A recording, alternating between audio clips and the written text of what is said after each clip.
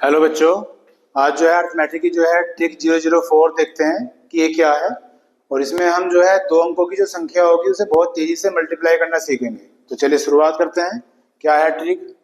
अगर मान लिया 2 डिजिट का नंबर हो और उसमें कोई एक डिजिट जो है सेम हो, तो उसकी हम मल्टीप्लाई बहुत जल्दी कैसे करेंगे। जैसे एक एग्जाम्पल ले लेते हैं, कोई भी मान लिया, एक ले लिया हमने 84 और 54, इन दोनों की बच्चों में मल्टीप्लाई करनी है ना।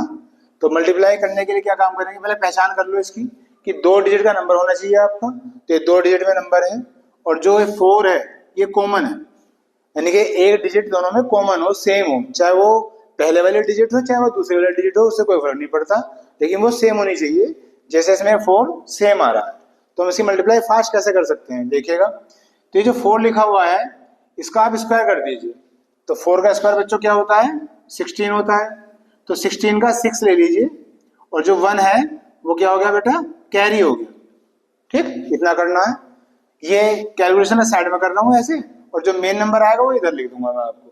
तो अभी हमने क्या करा, 4 का स्क्वायर क्या होता है? 16 होता है। तो 16 का क्या लिखना है? 6 लिख लिया।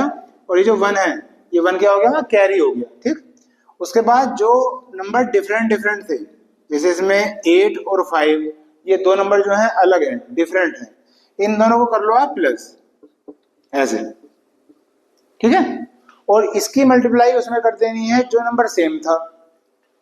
तो 8 और 5 जो नंबर थे ये तो डिफरेंट थे, तो सेम क्या था? 4। इसे सोल्व कर लीजिए। तो 8 और 5 13, 13 इंटू 4 क्या आ गया बेटा? 52 आ गया। 52 में ये 1 कैरी कर दो, ऐड कर दो, क्या आ गया? 53। अभी जो 53 है इस 53 का 3 लिख लो,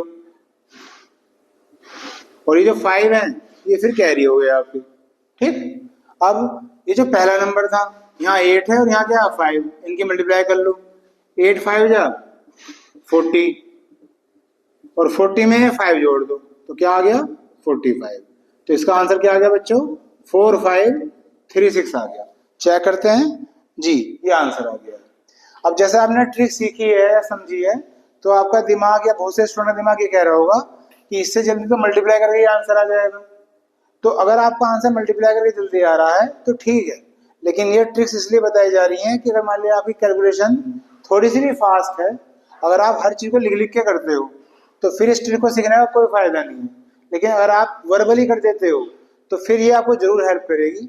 जैसे 4 का स्क्वायर क्या होगा? 16, 16 का 6 कैरी क्या हो गए? 1, फिर ये जोड़ दो, 8 और 5 13, 13 की मल्टीप्लाई 4 में 13 चौका 52, 52 में एक कैरी था 53, 53 का 3 कैरी कितने हो गए बेटा? 5 हो गए। और 8 5 या 40, और 40 और 5 45। तो अगर आप इस तरह से इसे कर सकते हो तो आपको, मुझे लगता है कुछ सेकंड आप बचा ही लोगे। लेकिन मान लो अगर आप हर चीज को लिख लिख के कर रहे हो तो फिर तो मुझे लगता है मल्टीप्लाई कर देंगे वही बेस्ट है। बाकी मेरा काम है ट्रिक्स बताना, वो मैं आपको ट्रिक्स बता रहा हूँ।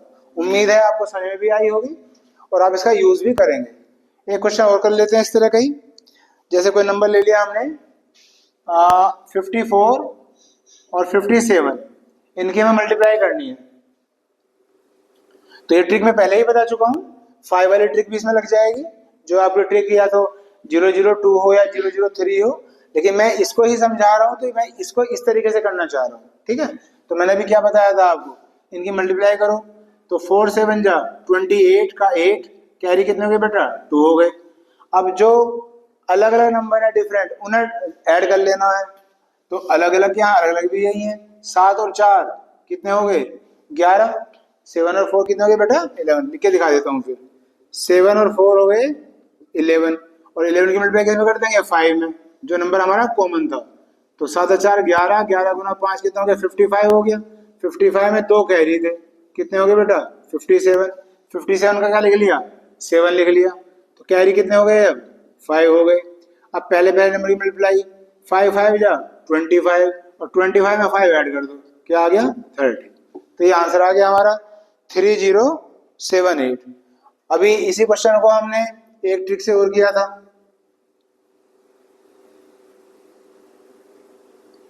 वो ट्रिक जो आपकी रिपीट हो जाएगी तो वो रहने दो आप, बस यही काफी है, वरना फिर वो ट्रिक रिपीट हो जाएगी। ठीक है, तो ये इस ट्रिक में मुझे बताना था, जो आपका ट्रिक 004 है कि अगर 2 डिजिट का नंबर हो और उनमें कोई भी एक डिजिट कॉमन हो, चाहे वो पहले डिजिट हो या बाद की। तो इस तरह से आप बहुत जल्दी करके अपना मल्टीप्लाई का आंसर निकाल सकते हैं। चलिए, आपने देखा। Thank you very much.